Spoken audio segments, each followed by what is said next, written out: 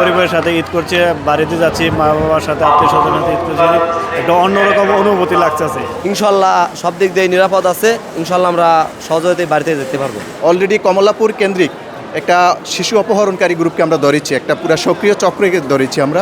পর্যাপ্ত পরিমাণে বিপুল সংখ্যক লোকজন আমাদের মোতায়েন আছে, যাতে করে এই ক্রিমিনালরা কোনোভাবে মাথাচাড়া দিয়ে উঠতে না পারে। জি আলহামদুলিল্লাহ, অনেক ভালো লাগতেছে। আর পরিবারের সাথে ঈদ করছে, বাড়িতে যাচ্ছি, মা বাবার সাথে আত্মীয় স্বজনের সাথে ঈদ করছি, একটা অন্যরকম অনুভূতি লাগতেছে। যে প্রিয়জনদের সাথে ঈদ উদযাপন করা একটা অন্যরকম একটা অনুভূতি, যা মনের ভাব থেকে প্রকাশ করা যাবে না।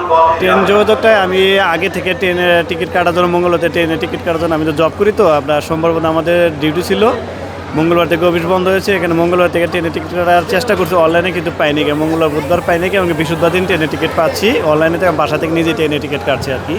এমনকি ট্রেনের টিকিট কাটার মানে অনেকটা হ্যারাসমেন্ট হয়েছে আর কি, মানে লাইনে ঢুকতে ট্রেনের টিকিটও দেওয়া হয়ে যায়। ওরা যাই হোক, আল্লাহ রহমতে, বিশেষ রহমতে ট্রেনের টিকিট, 2টা টিকিট, এসি টিকিট পেয়েছে। আমার অনেক ভালো লাগছে। বাড়িতে গিয়ে খেলাবো।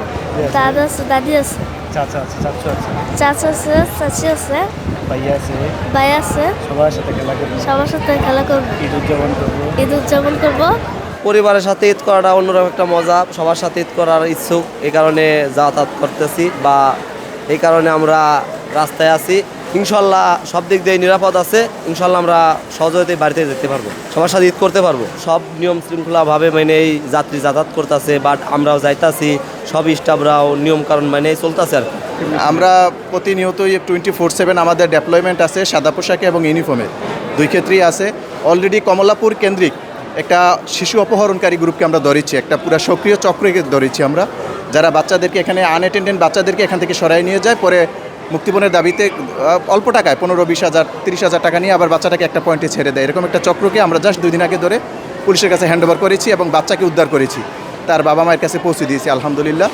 পবিত্র রমজানে এভাবেই আপন হয়ে উঠুক সবাই ইসপির আপন করা স্বাদে। ইসপি আপন করা স্বাদ। এবং এখানে মাদক কারবারিদের উৎপাত বেড়ে যায়, ঈদ কেন্দ্রিক অনেক রকমের ক্রাইম বেড়ে যায়, ছিনতাইকারী, মলম পার্টি, তো সবার ক্ষেত্রে আমরা সজাগ দৃষ্টি রাখছি এবং আমরা পর্যাপ্ত পরিমাণে বিপুল সংখ্যক লোকজন আমাদের মোতায়েন আছে, যাতে করে এই ক্রিমিনালরা কোনোভাবে মাথাচাড়া দিয়ে উঠতে না পারে। এবং আমরা মোটরসাইকেল পেট্রোলিং, বিভিন্ন পর্যায়ে আমরা পেট্রোলিং রেখেছি, ভোরবেলা থেকে শুরু করে একেবারে পরে সারা রাত 24/7 আমাদের লোকজন আছে, সর্বক্ষেত্রেই আছে। আশা করি ইনশাল্লাহ ঈদ সবাই নির্বিঘ্নে উৎসবের মতো করেই পালন করবে, সারা দেশবাসী সুন্দরভাবে ঈদ করুক, সেটাই আমাদের প্রত্যাশা। আমরা আছি ইনশাল্লাহ, আমরা মানুষের জনমনের নিরাপত্তার জন্য আমরা সার্বক্ষণিক আছি।